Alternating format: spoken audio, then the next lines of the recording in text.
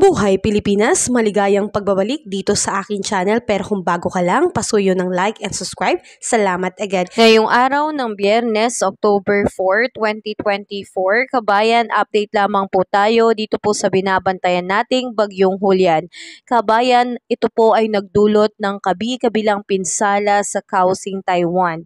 Ito po ay pumasok muli sa PAR, ngunit ito po ay napakalayo po sa ating kalupaan, tanging sa may karagatan lamang po, at ang sentro nito ay tumumbok po dito sa may Taiwan. Kaya malaking pinsala po ang inabot ng ating mga kababayan at mga kapatid na nasa Taiwan. Ito po ay umabot na sa 4 ang nasawi hanggang 100 ang nasugatan at nasa 50,000 kabahayan po ang nawala ng supply ng kuryente dahil po sa pagtama ng bagyo. Sa ngayon, inaasahan natin na patuloy po itong hihina at ito ngayon ay nasa severe tropical storm at inaasahan natin na by tomorrow ito po ay magiging isang low pressure area na lamang po.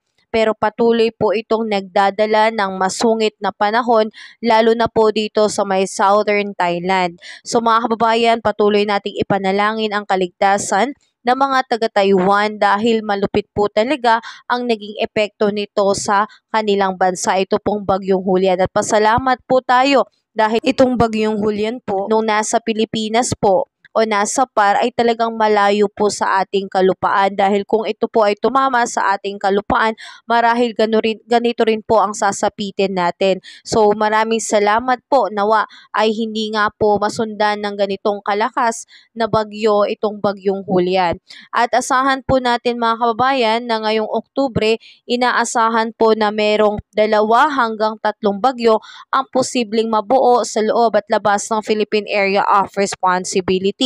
Kung magkaganon man kabayan, kapag may pumasok na bagyo sa loob ng PAR, ito po ay tatawaging Bagyong Christine, Bagyong Leon at Bagyong Marce. Kaya patuloy tayo mag-monitor sa ating panahon sa mga panibagong bagyo na ating aasahan na papasok po ngayong Oktubre. Sa ngayon mga kababayan, itong Bagyong Julian po ay namataan sa layong 255 km northwest of Itbayat, Batanes. Ito po ngayon ay may maximum sustained wind na abot po ng 75 km per hour sa sentro po yan, at bumubugso up to 125 km.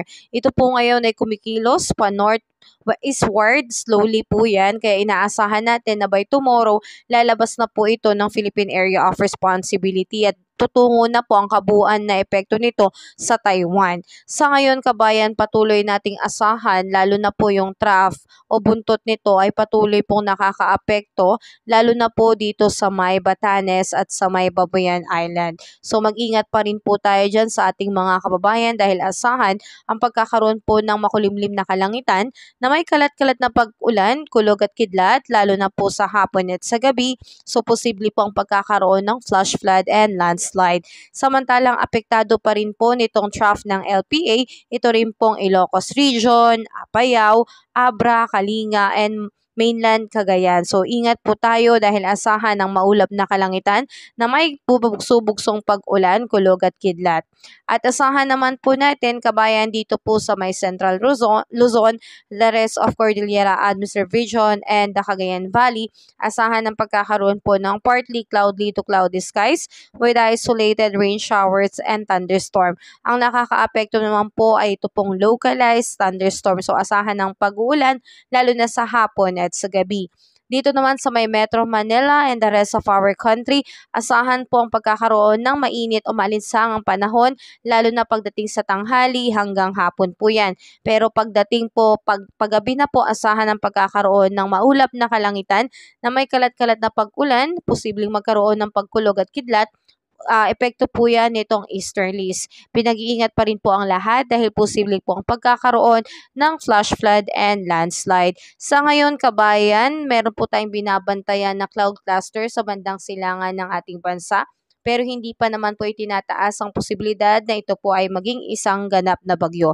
Pero kabayan, tandaan mo, ayon sa Pag-asa, ang forecast nila posible pong may 2 hanggang 3 bagyo na papasok bago po matapos itong buwan ng Oktubre. So tayo po ay mag-ingat, maghanda dahil hindi po natin alam kung saan ba ito tatama, kung sa Luzon ba ulit o sa Visayas o sa Mindanao. Kaya patuloy po tayong mag-antabay sa ating ulat panahon, laging mag-ingat, magdasal, at tayo po ay maging updated sa ating ulat panahon. Salamat at ingat tayo, kabayan. Kabayan, kung nakatulong sa iyo ang video na to, huwag mo namang kalimutang mag-like and subscribe at pasuyo na rin po, pahit na rin po ng notification bell para updated ka sa mga susunod ko pang weather update. Muli, maraming salamat, ingat, God bless po, kabayan.